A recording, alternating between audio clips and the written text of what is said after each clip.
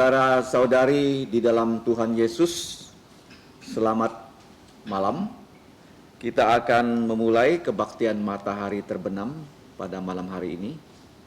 Untuk yang membawa HP, silakan dinonaktifkan supaya tidak mengganggu kebaktian kita di malam ini. Pujian kita yang pertama dalam saat teduh kita adalah Tuhan berada di bait sucinya.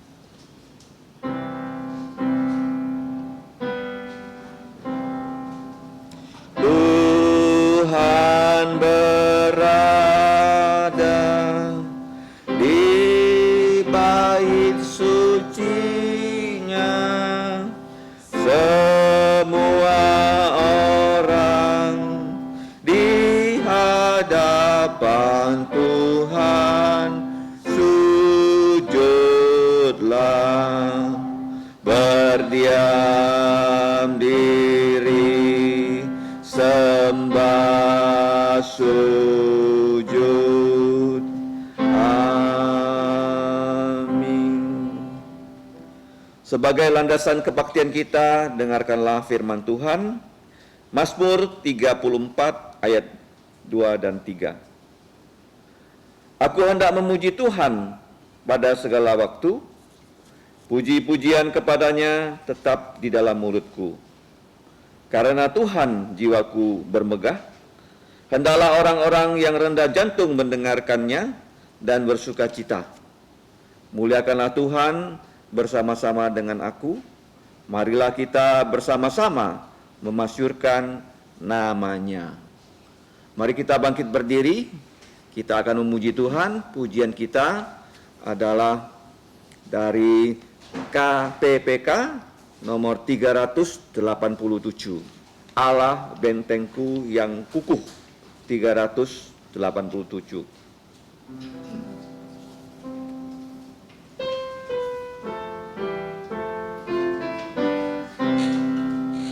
Allah bentengku yang kukuh, perisai dan pelindungku, menolong bila ku jatuh dan jadi pengharapanku. Meski musuh keji menyerang tak henti, ngeri kuasanya dan tipu dayanya, namun Kristus peliharaku. Bila sandar kekuatanku, pasti aku akan kalah. Tetapi ada yang tolong, ialah yang diutus Bapa. Siapa namanya? Tuhan Yesus Kristus, Tuhanku yang esa, selamanya jaya. Ya Panglimaku yang menang, Sabda Allah yang wibawa, melebihi kuasa raja. Rohnya menyertai kita dan berpihak pada kita. Kendati hidupku pun harta dan benda diambil seteru, namun firman Allah kerajaannya kekalan. Kita tetap berdiri, mari kita masuk dalam doa pembukaan. Allah Bapa kami yang mengasihi kami di dalam Putra-Mu, Tuhan kami Yesus Kristus. Pada petang hari ini, kami kembali menghadap tahta anugerah-Mu yaitu tahta pujian di atas puji-pujian orang tebusan yang telah Engkau beli dengan darah Tuhan Yesus, di mana kami yang sudah percaya Yesus, Engkau himpun untuk memuji Engkau, karena Engkaulah yang layak dipuji oleh seluruh malaikat yang kudus, orang-orang yang kudus yang sudah percaya Yesus. Ya Bapa, kami datang kepadamu, dan kami sadar kami adalah manusia yang sudah jatuh dalam dosa. Kami mohon belas kasihan-Mu supaya darah Kristus menghapus semua dosa kami. Dan Roh-Mu yang kudus memenuhi lubuk jantung kami agar setiap acara dalam kebaktian matahari terbenam memuliakan nama-Mu, nama Putra-Mu, dan nama Roh Kudus. Ya Bapa, kami serahkan kebaktian ini, mohon Kau memimpin dari awal hingga akhir.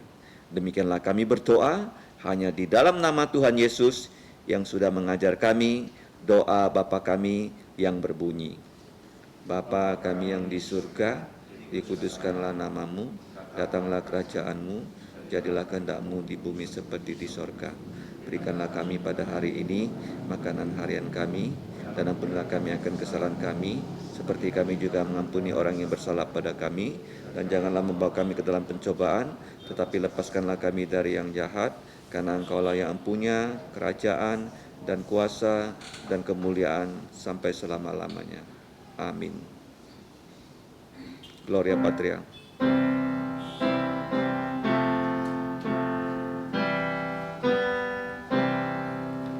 Hormat diberi untuk Bapa, Putra, dan Roh Kudus, dari mula sampai sekarang dan seterusnya termulia. Amin. Amin. Saudara-saudariku, silakan duduk. Mari kita membuka kitab suci kita dari kitab yang terakhir, yaitu dari kitab Wahyu, pasal yang ke-7. Kita akan membaca secara bertanggapan ayat 1 sampai 8. Wahyu 7 ayat 1 sampai 8. Saya membaca ayat yang pertama, ditanggapi ayat yang kedua, demikian seterusnya, sehingga ayat 7 dan 8 kita akan baca dengan bersama-sama. Wahyu pasal 7 ayat pertama sampai 8. Kalau sudah terbuka kitab sucinya, mari kita membacanya bersama-sama. Orang-orang yang dimeteraikan dari bangsa Israel. Demikianlah bunyi firman Tuhan. Kemudian daripada itu, aku melihat 4 malaikat berdiri pada keempat penjuru bumi, dan mereka menahan keempat angin bumi, supaya jangan ada angin bertiup di darat, atau di laut, atau di pohon-pohon. Dan aku melihat satu malaikat lain muncul dari tempat matahari terbit. Ia membawa materai Allah yang hidup, dan ia berseru dengan suara nyaring kepada keempat malaikat yang ditugaskan untuk merusakkan bumi dan laut. Katanya, janganlah merusakkan bumi atau laut atau pohon-pohon sebelum kami memeteraikan hamba-hamba Allah kami pada dahi mereka. Dan aku mendengar jumlah mereka yang dimeteraikan itu 144.000 yang telah dimeteraikan dari semua suku keturunan Israel. Dari suku Yehuda 12.000 yang dimeteraikan. Dari suku Ruben 12.000. Dari suku Gad 12.000. Dari suku Asyer 12.000. Dari suku Naftali 12.000. Dari suku Manasya 12.000. Sama-sama Dari suku Simeon 12.000. Dari suku Lewi 12.000. Dari suku Isakar 12.000. Dari suku Jebulon 12.000. Dari suku Yusuf 12.000. Dan dari suku Benyamin 12.000. Amin. Sekian pembacaan bertanggapan kita. Terpujilah nama Tuhan dan diberkatilah kita yang membaca firman-Nya dan juga merenungkan siang malam, melakukan dan mewartakannya. Selanjutnya, mari kita sambut firman Tuhan dengan pujian berikutnya, Setiap Saat 288. Setiap Saat 288.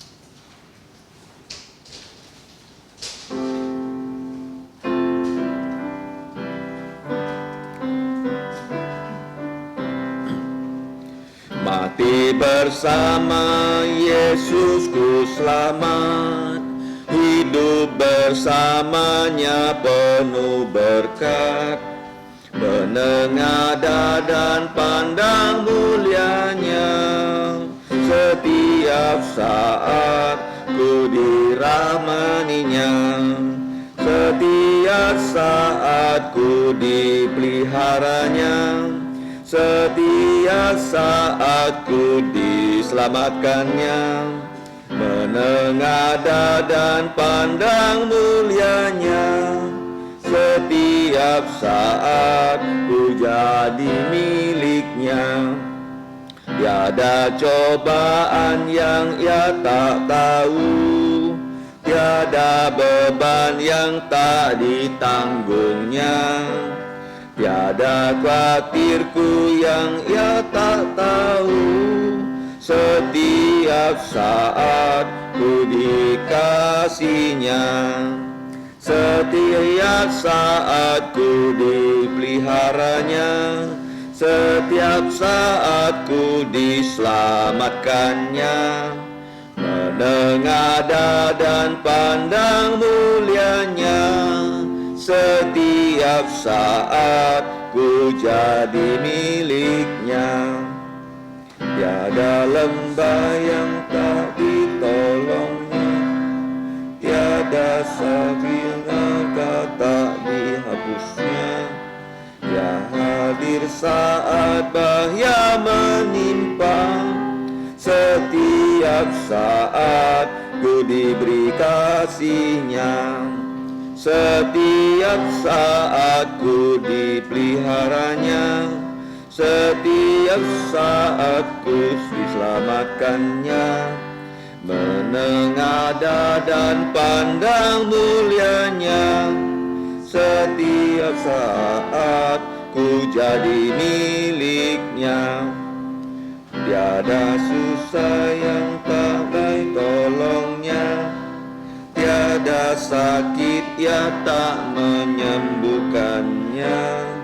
Lancar tak susah jalan hidupku, setiap saat ku dilindunginya, setiap saat ku dipeliharanya, setiap saat ku diselamatkannya, menengadah dan pandang mulianya, setiap saat ku jadi miliknya.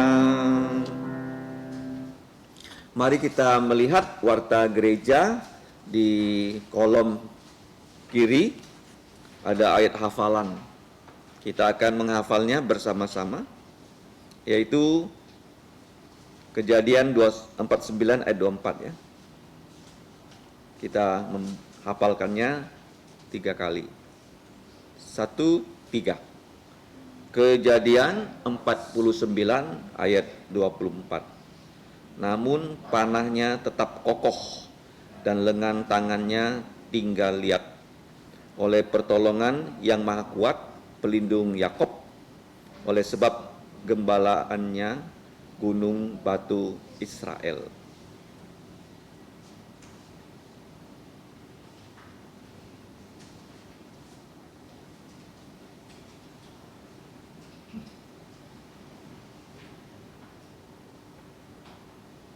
1:3.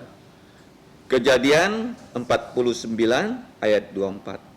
Namun panahnya tetap kokoh dan lengan tangannya tinggal liat oleh pertolongan yang maha kuat, pelindung Yakob, oleh sebab gembalanya gunung batu Israel. Jadi di sini gelar dari Allah kita adalah gunung batu Israel. Terakhir kali, Kejadian pasal 49 ayat 24. Namun panahnya tetap kokoh dan lengan tangannya tinggal liat oleh pertolongan yang maha kuat, pelindung Yakob, oleh sebab gembalanya gunung batu Israel. Jangan lupa dibawa pulang, dan ayat ini dapat dihafal sampai kita bisa menghafalnya di luar kepala. Selanjutnya ada warta gereja. Yang pertama-tama kita bersyukur pada Tuhan di mana setiap hari Minggu ya di gereja Jalan Adi Sucipto telah berlangsung ya, berminggu-minggu mulai dari jam 9.15 pagi sampai 9.45, yaitu sekolah minggu, remaja, pemuda, dewasa, dan umum untuk belajar kitab Wahyu. Jadi kita berdoa untuk sekolah minggu ini dan yang muda dapat menghadirinya. Jika tidak sempat menghadirinya juga dapat dilihat di kanal gereja kita. Yang kedua, kita bersyukur untuk kanal gereja kita di YouTube, di mana setiap minggu ya kita dipimpin Tuhan untuk menyediakan video-video ya, baik rekaman kebaktian untuk dewasa umum dan juga bahkan anak-anak ya, sehingga dengan video ini kita bisa menyembah Allah di dalam roh dan kebenaran ya. Jangan hanya mengerti adanya kanal ini, tetapi kita harus kunjungi ya. Bukan hanya kunjungi, juga beritahu kepada kawan kita adanya kanal ini. Kemudian pada saat ini karena tidak ada yang baru pertama kali datang, jadi jangan lupa kita berdoa ya dan membawa teman baru ya supaya bisa mengikuti kebaktian matahari terbenam dan kebaktian-kebaktian yang lain. Tibalah saatnya kita akan memberikan persembahan kita. Kita akan memberi persembahan, dan pada sore hari ini karena saudari Derin ya tidak datang, saya minta saudari Erna yang menerima persembahannya. Kita akan mengiringi pujian persembahan kita dengan memuji Tuhan ya.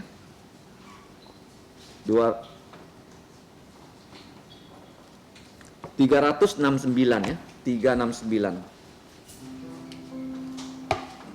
369.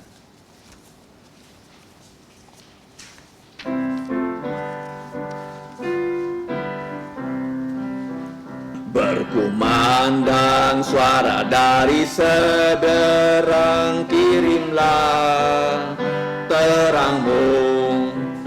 Banyak jiwa dalam dosa mengerang, kirimlah terangmu. Kirimlah terang Injil Tuhan pada umat semua.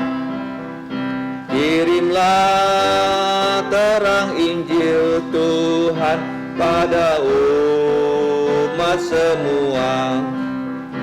Kita mendengar suara dari jauh, kirimlah terangmu. Ke hadapan salib serahkan dirimu, kirimlah terangmu. Kirimlah terang Injil Tuhan pada umat semua. Kirimlah terang Injil Tuhan pada umat semua. biar kasih-Nya tersebar, kirimlah terang-Mu. Beritakan kasih-Nya pada mereka, kirimlah terang-Mu. Kirimlah terang Injil Tuhan pada umat semua.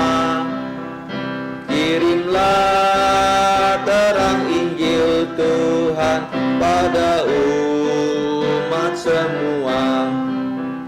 Dengan penuh kasih kita beritakan, kirimlah terang-Mu.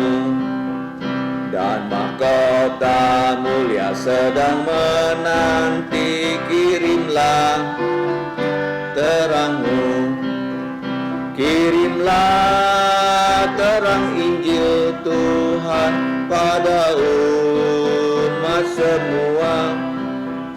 Kirimlah terang Injil Tuhan pada umat semua. Kita berdiri, kita menyanyikan doksologi.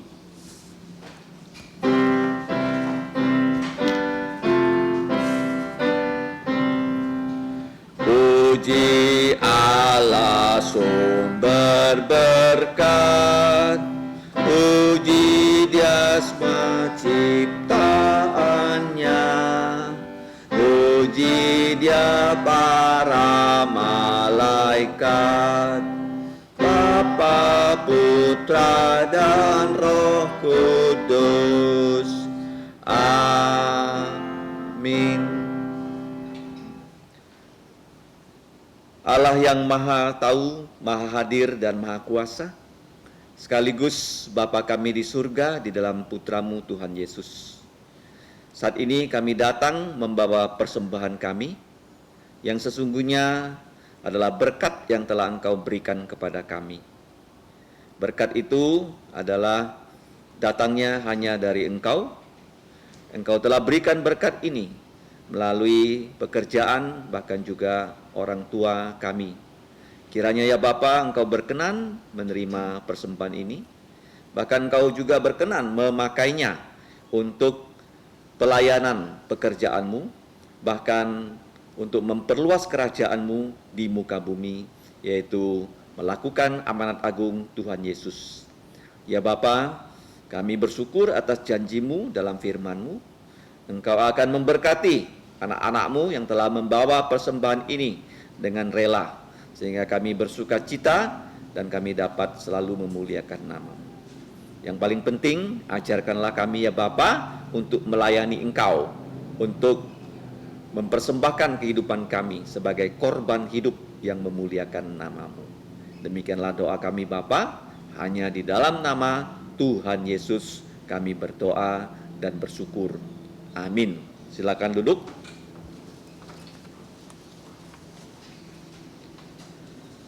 Selanjutnya kita akan mendengarkan firman Tuhan. Judul khotbah pada sore hari ini adalah Bangsa Milik Allah. Yang akan menyampaikan firman Tuhan adalah Saudara Jakaria. Waktu dan tempat saya persilakan. Terima kasih. Saya mengucapkan selamat petang kepada saudara-saudari yang saya kasih di dalam nama Tuhan Yesus Kristus. Sungguh kita bersyukur kepada Tuhan di hari Sabat ini. Di akhir hari ini kita bisa kembali lagi beribadah kepada Tuhan. Karena seperti firman Tuhan katakan, lebih baik 1 hari di pelataran Tuhan daripada di tempat 1000 hari di tempat lain. Dan lebih baik berdiri di ambang pintu bait Allah daripada diam duduk di kemah-kemah orang fasik. Dan kita bersyukur hari ini kita bisa kembali lagi belajar firman Tuhan, khususnya dari kitab Wahyu, kitab yang sangat penting pada akhir zaman ini. Saya akan bacakan 1 ayat saja dan kemudian kita akan meminta hikmat Tuhan supaya kita bisa mengerti firman ini.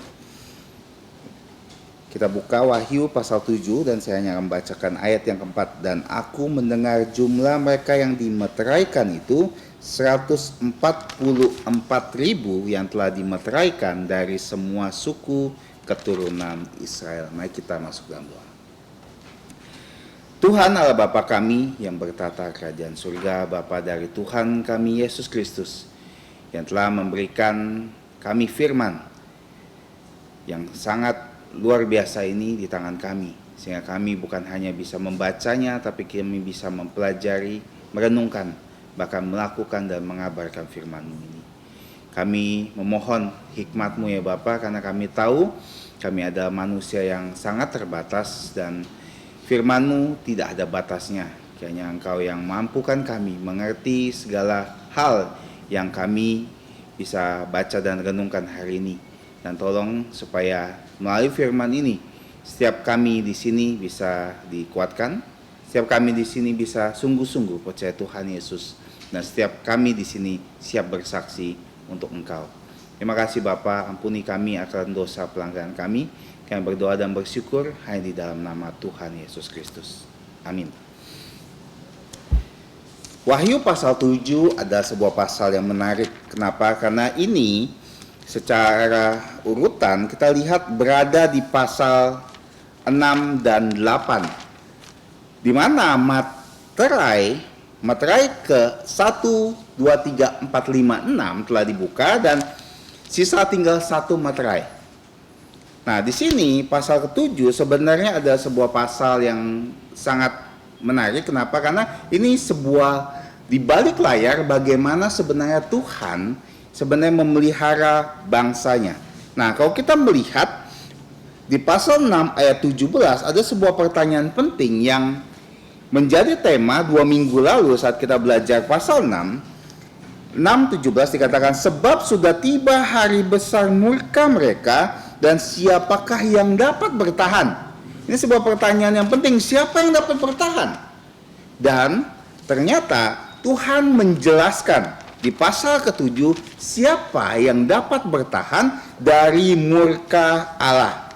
Nah, di sini kalau kita melihat pasal 7 dibagi menjadi 2 perikop karena ada 2 kelompok orang yang akan bertahan. Satu secara fisik Tuhan akan lindungi mereka, dan satu lagi mereka akan bertahan. Mereka akan percaya tapi mereka akan mati martir. Mereka tetap bertahan dalam murka Allah, tapi dalam 2 kategori berbeda. Nah, hari ini kita hanya akan belajar pasal 7 ayat 1 sampai yang ke-8 tentang bangsa milik Allah. Kenapa? Nanti kita akan belajar bersama-sama kenapa saya memberi judul ini. Nah, kita lihat di sini ayat pertama, kemudian dari itu aku melihat 4 malaikat berdiri pada ke-4 penjuru bumi, dan mereka menahan ke-4 angin bumi supaya jangan ada angin bertiup di darat atau di laut atau di pohon-pohon. Kita dijelaskan di sini bahwa penglihatan selanjutnya kemudian Yohanes diberikan penglihatan bahwa ada 4 malaikat di 4 penjuru bumi. Apa maksudnya? Sederhananya, malaikat ini berada satu di timur, satu di barat, satu di utara, satu di selatan. Sederhana seperti itu, dan mereka dikatakan menahan ke-4 angin bumi. Nah, di sini menarik ya. Kalau kita melihat angin, dan tadi kita lihat banyak angin lebat di mana-mana, angin sangat kuat. Dan kita melihat beberapa hari yang lalu juga ada bencana angin. Angin adalah sebuah hal yang sangat menakutkan. Kita mungkin pikir, kok kita panas, kita harus kena angin biar dingin. Tapi angin sebenarnya sebuah gambaran hukuman Allah yang besar. Makanya kalau kita melihat di sini dikatakan ada angin supaya jangan bertiup di darat, di laut, di pohon-pohon. Dan di ayat kedua dijelaskan lagi. Nah, dan aku melihat malaikat lain, satu malaikat lain muncul dari tempat matahari terbit. Ia membawa materai Allah yang hidup dan berseru dengan suara nyaring kepada ke-4 malaikat yang ditugaskan untuk merusak bumi dan laut. Di sini kita menarik ya, ada 3 lokasi yang dijelaskan. Di sini bertiup di darat, di laut, di pohon-pohon. Jangan ada angin, artinya satu malaikat lain ini muncul dari matahari terbit, artinya dari timur, dan menyerukan bahwa harus ditahan hukuman dari Allah itu. Dan kenapa saya bisa menjelaskan ini sebuah hukuman? Kita bisa melihat di sini sebuah gambaran bagaimana Tuhan akan menghukum dunia ini. Coba kita lihat pasal ke-8, Wahyu pasal 8. Di sini ada ayat, kita hanya akan lihat dua ayat 7 dan 8. Di mana sangkakala pertama atau trompet pertama dan trompet kedua ditiup. Lalu malaikat pertama meniup sangkakalanya dan terjadi hujan es dan api bercampur darah dan semua itu dilemparkan kemana? Ke bumi. Kalau kita melihat bumi dan darat ini menggunakan kata yang sama, maka terbakarlah sepertiga dari bumi atau darat dan sepertiga dari pohon-pohon dan hanguslah seluruh rumput-rumputan hijau. Ya, lihat ya, bumi, darat dan pohon-pohon. Lalu malaikat kedua meniup sangkakala yang ada,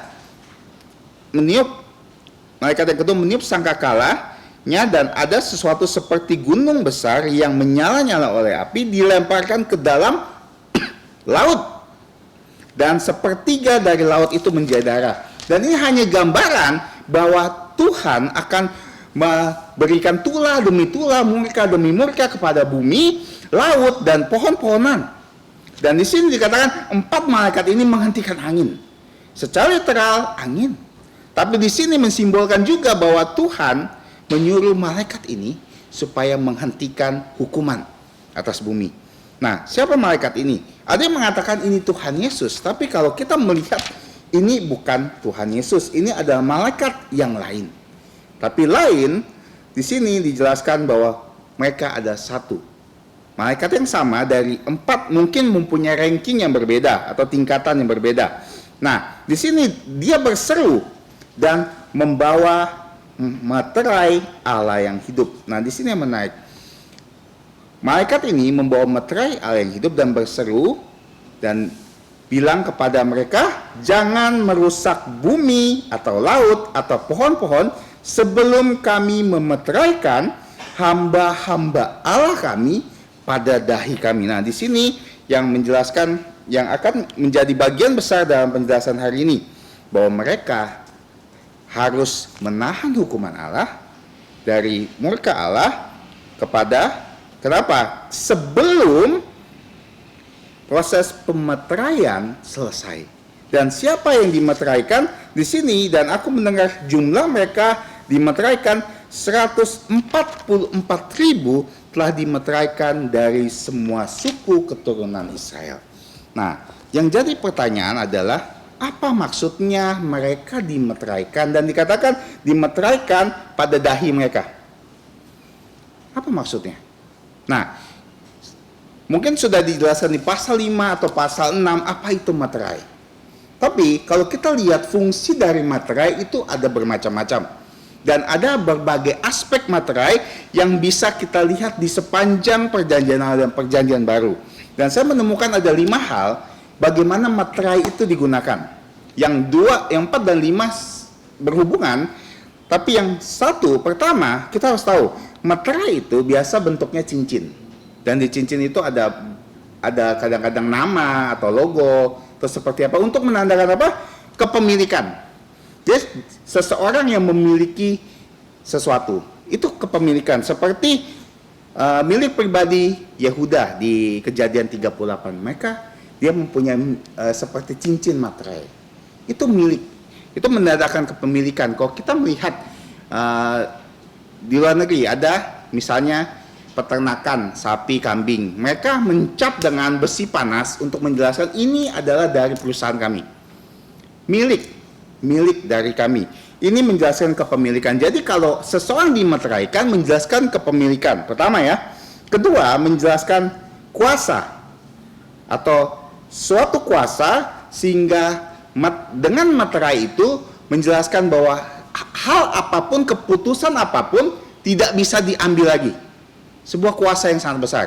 Tidak bisa dicegah oleh siapapun juga. Kalau kita melihat contoh ini seperti Daniel.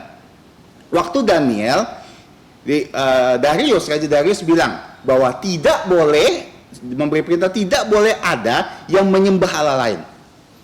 Tapi kita tahu bahwa Daniel berdoa kepada Allah 3 kali sehari. Makanya sudah diperintahkan dan dimeteraikan. Bahkan dikatakan lubang singa, kandang singa itu dimeteraikan. Dijelaskan, dikatakan bahwa keputusan Darius memasukkan Daniel ke lubang singa tidak bisa diganggu gugat. Sama seperti di kitab Ester. Di kitab Ester juga ada menjelaskan bahwa Raja Ahasiweros mencoba memusnahkan orang Yahudi. Dan dia meteraikan surat perintah itu. Supaya apa? Supaya tidak bisa ada yang mengganggu gugat. Nah, itu yang kedua ya. Ada sebuah kuasa di dalam meterai itu. Yang ketiga, menjelaskan kesahan atau keaslian dalam suatu perjanjian. Nah, kalau kita melihat Nehemia, waktu dia mengajak para pemimpin untuk berbuat janji, membuat sebuah janji. Di pasal 9, dikatakan semua orang, kepala-kepala, memberikan materai, membubuhkan materai. Apa maksudnya? Janji yang diberikan kepada Allah dan disaksikan kepada orang lain. Dan Yeremia juga menggunakan materai saat dia memberi perjanjian untuk membeli tanah. Jadi menjelaskan sebuah dokumen itu jadi asli, sah di mata hukum. Ya, ketiga, keempat dan kelima ini berhubungan dengan aman. Tapi keamanan ini ada 2 aspek ya. Satu, menjelaskan tentang aman tutup. Satu, aman dijaga. Apa bedanya aman saat ditutup, aman saat dijaga? Seperti ini contohnya ya. Kalau misalnya kita punya harta, kita punya emas, kita masukkan ke dalam box dan kita tutup, tidak ada orang yang bisa ambil. Kita simpan, itu aman. Kita simpan. Itu jenis aman yang pertama. Seperti waktu kuburan Yesus ditutup, itu aman. Mengamankan apa? Supaya tidak ada yang masuk, tidak ada yang bisa mengambil dari dalam. Tapi aman yang kedua ada seperti proteksi, perlindungan. Walaupun ada di tengah kesulitan, seperti dikatakan di Mazmur 23, Tuhan memberi kita makan di hadapan musuh-musuh. Kenapa? Karena Tuhan akan lindungi, aman. Walaupun terlihat oleh musuh kita. Seperti kalau misalnya kamu punya emas atau permata, kamu pamerkan, tapi kamu minta polisi berjaga di sekitar. Nah, itu aman. Kenapa? Karena ada polisi menjaga walaupun orang bisa lihat barang itu. Tapi kalau yang satu aman, satu ada seperti menyimpan sebuah rahasia. Makanya waktu pasal kelima dikatakan materai gulungan kitab itu diamankan, dimeteraikan. Itu sebenarnya ditutup supaya orang lain, orang luar nggak bisa lihat, nggak bisa lihat apa yang ada di dalamnya. Jadi ini 5 aspek dari meterai. Jadi pertama, kepemilikan, sebuah kuasa, keabsahan atau keaslian, keamanan dengan cara ditutup, keamanan dengan cara dilindungi. Nah, kenapa saya bicara soal materai panjang lebar? Karena ini ada hubungannya dengan yang pasal ke-7. Saat Tuhan dikatakan memeteraikan 144 dari suku Israel. Apa, kenapa, dan siapa mereka? Kalau menjawab pertanyaan paling mudah, siapa mereka? Adalah orang Israel, 12.000 dari setiap suku Israel. Dan kita tidak akan bicara panjang lebar listnya. Kok berbeda dengan list waktu tanah, pembagian tanah? Listnya berbeda dengan anak-anak Yakub. Kenapa berbeda? Karena tidak ada patokan untuk list-list tersebut. Dan saya melihat dalam tafsiran bahwa setidaknya ada 13 cara susunan itu bisa disusun. Berbeda-beda. Tapi garis bawahnya adalah di sini suku dari suku Dan tidak ada, dan kemungkinan ada penyembah berhala. Digantikan dengan suku Lewi, dan ada suku Efraim yang biasa ada, sebenarnya digantikan dengan Yusuf bapaknya. Sederhana, tidak ada yang perlu kita pusingkan. Tapi yang kita harus lihat, siapa mereka? Kita sudah tahu 12.000 setiap suku. Tapi kenapa Kenapa mereka harus dimeteraikan? Kenapa? Karena mereka akan menjadi penginjil-penginjil yang akan Tuhan pakai untuk mengabarkan Injil Tuhan Yesus pada masa kesusahan besar. Kita sudah belajar ya dari kitab Wahyu sebelumnya bahwa ada masa kesusahan besar sepanjang 7 tahun kesusahan besar.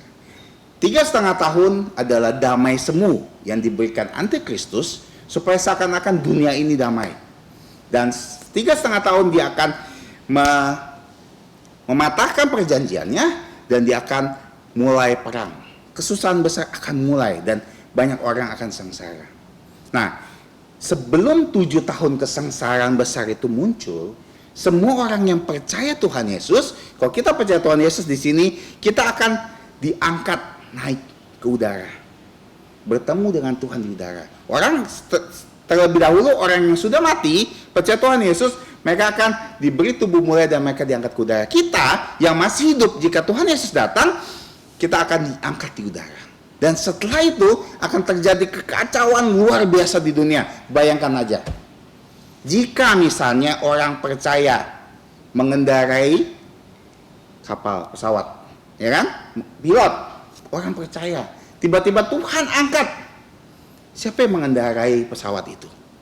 Jika di tengah kemacetan kota, orang percaya membawa mobil, apa yang terjadi dengan kota itu? Mungkin akan menjadi tabrakan dan dunia ini akan hancur sehancur-hancurnya loh. Dan sekacau-kacaunya, dan dunia ini menjadi tempat yang sangat membingungkan. Kenapa? Karena semua orang Kristen naik, hilang. Tuhan panggil. Semua orang percaya Tuhan Yesus hilang. Dan dunia ini akan kacau. Dan nanti bagaimana caranya dunia ini akan ditipu oleh Antikristus. Dan Antikristus akan bilang, kamu gak usah khawatir. Dia punya alasan yang kita tidak tahu. Bagaimana dia menjelaskan kepada dunia, sehingga dunia akan percaya kepada dia. Dan dunia akan bilang, percaya dengan dia, sehingga dia akan menyatukan seluruh politik dunia, ekonomi dunia, dan semuanya akan disatukan oleh dia. Dan sehingga dunia ini ada di tangannya. Dan dunia akan percaya. Dan dunia tidak akan peduli lagi dengan orang-orang yang hilang itu. Orang Kristen yang sebenarnya sudah diangkat ke surga. Lalu siapa di dalam masa ini Tuhan pakai untuk mengabarkan Injil? Ke 144.000 orang Israel ini. Dan saat mereka diberikan meterai, ini seperti supernatural, protektif. Dimeteraikan. Makanya hampir semua aspek dari meterai itu ada pada apa yang terjadi di sini. Pertama, meterai ini menjelaskan bahwa mereka 144.000 adalah milik dari Allah. Mereka milik Allah. Karena dicap. Kenapa? Kalau kita melihat statement dari perkataan dari malaikat, jangan merusak bumi atau laut atau pohon-pohon sebelum kami memeteraikan hamba-hamba Allah kami. Milik Allah. Dan ini tersimpan kuasa Allah di dalam mereka. Kenapa? Karena mereka akan dijaga secara supernatural. Kenapa? Mereka atas bumi ya akan bertubi-tubi dan mereka nggak akan mati loh. 144.000 orang ini tidak akan mati pada masa kesengsaraan besar. Mereka akan bertahan hidup. Bagaimana caranya? Mereka akan Tuhan lindungi. Mereka akan benar-benar terlindungi. Dan di sini juga dikatakan mereka ada asli milik Allah. Mereka sah sebagai anak-anak Allah. Dan mereka akan diamankan. Dari aspek yang kedua, dilindungi. Kita tahu dalam masa kesusahan besar nanti kita akan belajar bahwa bagaimana setiap orang tidak bisa membeli atau menjual kecuali punya tanda dari Antikristus 666 di dahinya. Kamu harus punya lambang itu, tanda itu, menerima Antikristus sebagai Tuhan supaya kamu bisa makan. Kamu bisa belanja ini, belanja itu. Sisanya gimana? Bagaimana 144.000 orang ini makan? Bagaimana mereka hidup? Tuhan akan jaga mereka. Misalnya air menjadi darah, tidak ada air lagi, bagaimana mereka bisa minum? Tuhan jaga mereka.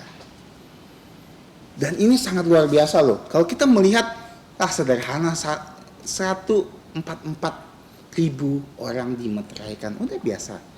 Tidak biasa. Ini pekerjaan luar biasa. Kenapa? Karena mereka akan masuk sampai tahap milenium. Mereka akan masuk ke kerajaan 1000 tahun. Hidup-hidup. Kalau kita melihat nanti minggu depan, banyak akan orang percaya, tapi mereka akan mati oleh antikristus.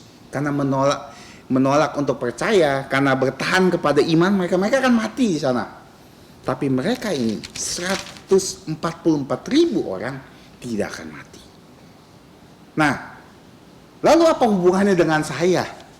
Hubungannya dengan kamu, kita semua dengan teks ini. Nah, pertanyaan sederhana, dari daftar ini kita belajar tentang bahwa Tuhan sudah tidak, di zaman ini Tuhan tidak memakai gereja lagi untuk mengabarkan Injil. Mereka akan menjadi pengabar Injil. Dan kalau kita bandingkan dengan hidup kita saat ini, kita tidak ada kesusahan yang besar loh di dalam hidup kita loh. Yang susah adalah kita jalan untuk mengabarkan Injil. Karena kedagingan kita. Yang susah, kita buka mulut kita. Yang susah, kita kasih traktat kepada orang. Kita tidak sampai masa mereka loh. Mereka mengabarkan Injil, mereka terancam mati loh.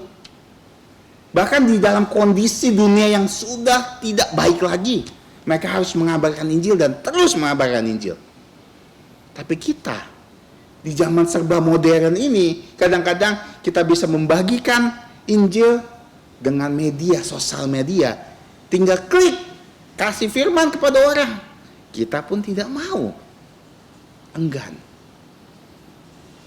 Kita belum merasakan yang mereka rasakan. Dan ini ada kesempatan kita loh. Karena kita tidak tahu Tuhan Yesus kapan datang. Dikatakan kedatangan Tuhan Yesus seperti pencuri. Artinya dia tidak akan bilang-bilang kita bahwa dia akan datang. Tapi Tuhan kasih tanda bahwa segera datang, segera datang, segera datang. Kalau Tuhan benar-benar datang, kita percaya Tuhan Yesus, kita memang diangkat ke surga. Tapi apa yang kita bawa buat Tuhan? Apa tugas yang Tuhan kasih buat kita? Tugas yang paling utama biasanya ada pesan terakhir, ya kan? Biasanya kalau ada orang yang mau mati kan, atau meninggalkan kita, dia kasih pesan. Biasanya itu tugas yang sangat luar biasa, yang harus diemban. Tuhan kasih tugas apa? Saat dia naik ke surga, pergi, jadikan seluruh bangsa muridku, baptis mereka dalam nama Bapa dan Putra dan Roh Kudus, dan ajarkan mereka apa yang telah diajarkan Yesus. Melakukan firman. Ini ada tugasnya. Nah, cuman yang paling menarik adalah bukan hanya ini menjelaskan tentang tugas kita, tapi menjelaskan soal pertanyaan. Seperti mereka dimeteraikan, kita juga sebenarnya dijelaskan bahwa setiap yang percaya Tuhan Yesus dimeteraikan loh. Nah, kita coba lihat beberapa bagian ayat firman Tuhan. Kita coba buka Efesus 1 ayat 13 sampai 14. Di sini kita akan menjelaskan posisi kita saat kita percaya Tuhan Yesus. Makanya sangat penting kalau kita belum percaya Tuhan Yesus, kita harus percaya Tuhan Yesus hari ini juga. Kenapa? Efesus 1, 13, 14 saya akan baca. Di dalam Dia kamu juga, karena kamu telah mendengar firman kebenaran, yaitu Injil keselamatanmu, di dalam Dia juga kamu ketika kamu percaya dimeteraikan dengan Roh Kudus. Lihat ya, dimeteraikan. Ketika kita percaya dimeteraikan dengan Roh Kudus yang dijanjikan itu, dan Roh Kudus itu adalah jaminan bagian kita sampai kita memperoleh keseluruhannya, yaitu penebusan yang menjadikan kita milik Allah untuk memuji kemuliaan-Nya. Kalau kita baca di 1 Korintus 3 ayat 23. 3:23. 1 Korintus 3:23 saya bacakan. Tetapi kamu adalah milik Kristus dan Kristus adalah milik Allah. Dan yang terakhir, Galatia 3:29. Galatia 3:29. Saya bacakan, dan jikalau kamu milik Kristus, maka kamu juga adalah keturunan Abraham dan berhak menerima janji Allah. Sederhananya gini, kalau kita percaya Tuhan Yesus, kita dimateraikan dengan Roh Kudus sebagai jaminan kita, dan segala aspek materai di dalam kita. Pertama, kita milik Allah loh. Sudah jelas kalau kita dimeteraikan Roh Kudus, kita ini milik Allah, kita anak-anak Allah. Dan kita berhak menerima janji Allah. Ya. Kalau kita dimeteraikan, kita milik Allah, kita berhak menerima janji Allah. Kepada siapa? Kepada bangsa Israel dan kepada kita semua. Makanya saya mengutip Perjanjian Lama dan Perjanjian Baru juga. Kalau kita lihat, jika kita milik Allah, apa hal yang paling penting yang kita dapatkan? Kita milik Allah. Pertama, kalau kita milik Allah, kita pasti dikasihi Allah.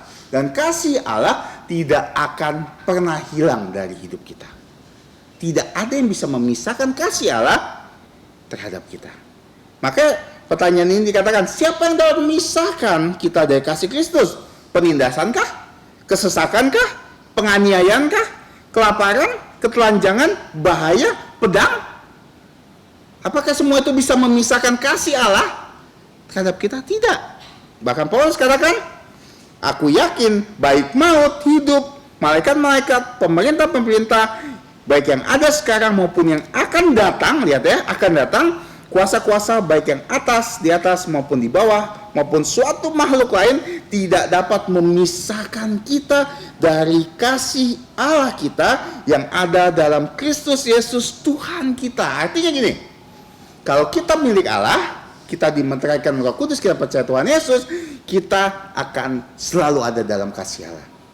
Sederhananya, kalau kamu punya satu barang ya, yang kamu miliki ya, kamu pasti akan jaga loh, mengasihinya benar-benar loh, benda itu. Apa kita punya ayah, punya ibu, kita akan mengasihi mereka. Kita punya anak, kita akan mengasihi kita. Kenapa? Karena milik kita. Kita tahu memperlakukan milik kita seperti apa kan? Kita akan mengasihi milik kita. Bahkan kita akan melindungi sampai selamanya. Nah, di sini dijelaskan, bukan hanya kita dikasihi, tapi kita akan dipelihara dan disertai Allah.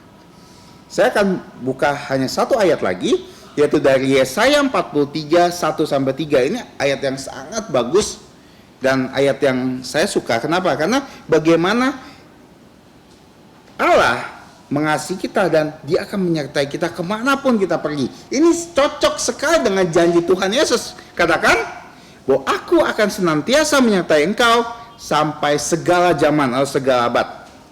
Yesaya 43, 1-3. Saya akan baca.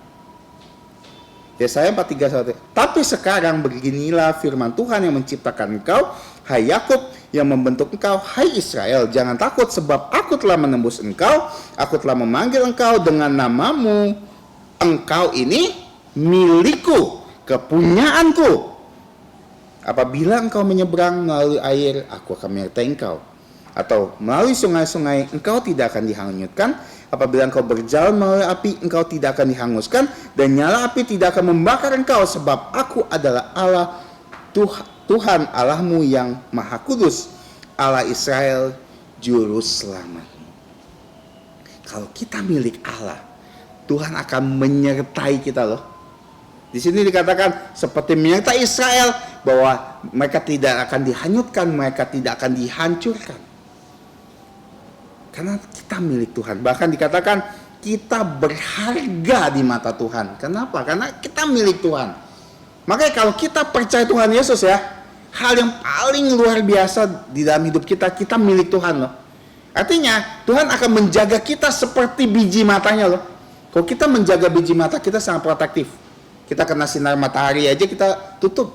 Kita kena debu aja kita pakai tetes mata. Kita akan jaga luar biasa. Dan Tuhan katakan Tuhan akan menjaga kita seperti biji matanya. Dan ini yang akan Tuhan juga lakukan pada 144.000 penginjil dari umat Israel. Tuhan akan jaga mereka. Bagaimanapun caranya. Saya nggak bisa bayangin di masa kesengsaraan besar, mereka masih bisa menginjili. Sulit sekali loh. Tapi sekarang, kita masih punya kelegaan loh.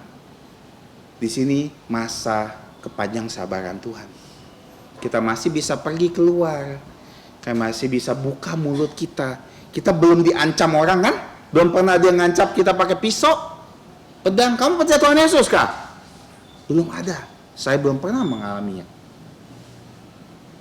Ini kesempatan kita untuk kabarkan Injil. Tapi yang penting dulu adalah kita sendiri harus jadi milik Tuhan. Kalau kita belum jadi milik Tuhan, kita belum percaya Tuhan Yesus, segala berkat yang Tuhan akan berikan kepada seluruh anak-anaknya tidak akan kita dapatkan.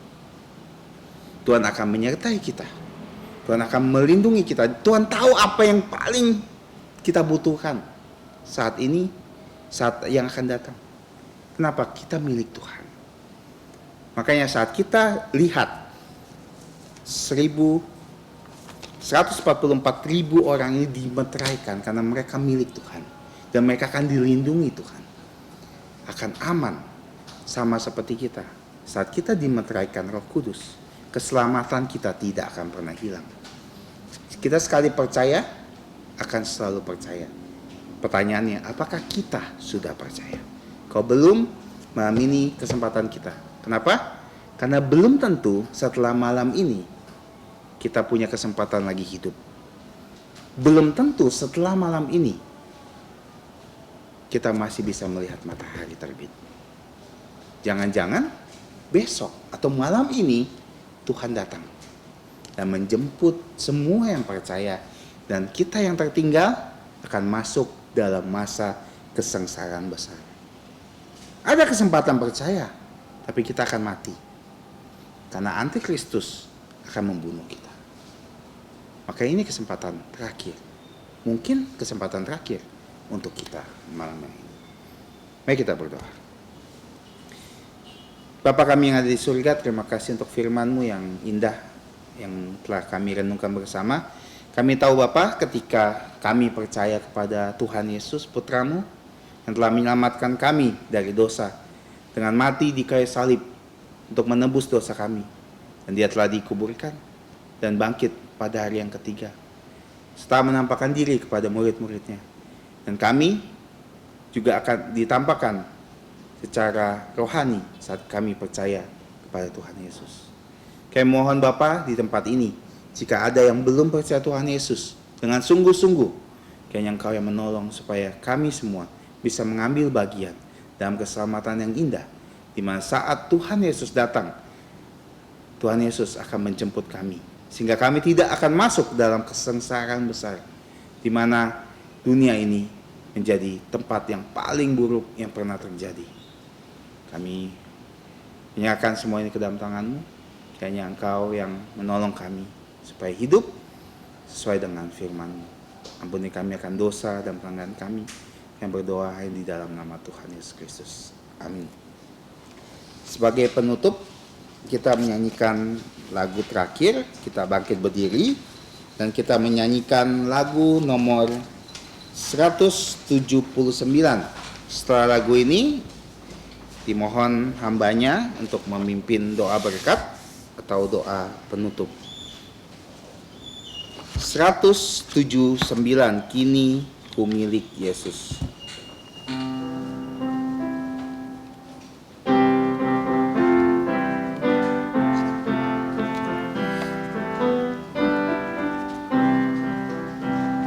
Kasih Tuhan Yesus tak berakhir, tiada kuasa yang memisahkanku yang menebusku korban diri, kini ku miliknya, kini ku milik Yesus, dan Yesus milikku, bukan hanya saat ini, namun selamanya. Dulu aku sesat dalam dosa, Yesus datang bawa keselamatan. Tiada lagi takut dan malu, kini ku miliknya, kini ku milik Yesus, dan Yesus milikku, bukan hanya saat ini, namun selamanya. Jantung senangku diselamatkannya, dahulu budak, kini ku bebas, ya tebusku dengan darahnya, kini ku miliknya, kini ku milik Yesus, dan Yesus milikku, bukan hanya saat ini, namun selamanya.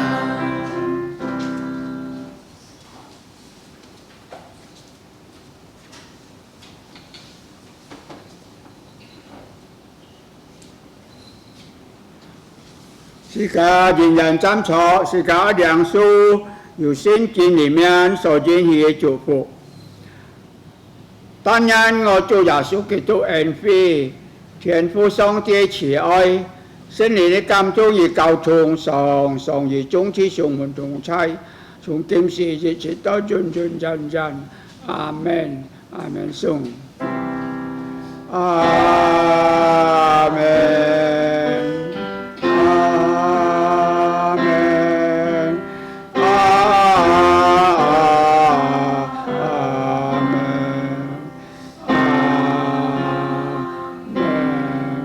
上初滅道三非，願上帝祝福大家。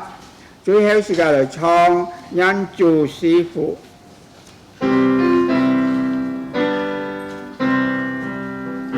Tuhan memberkatimu, Tuhan lindungi menyinarimu, memberi kasih karunia, Tuhan menyinarimu dengan wajah-Nya, memberi kasih karunia.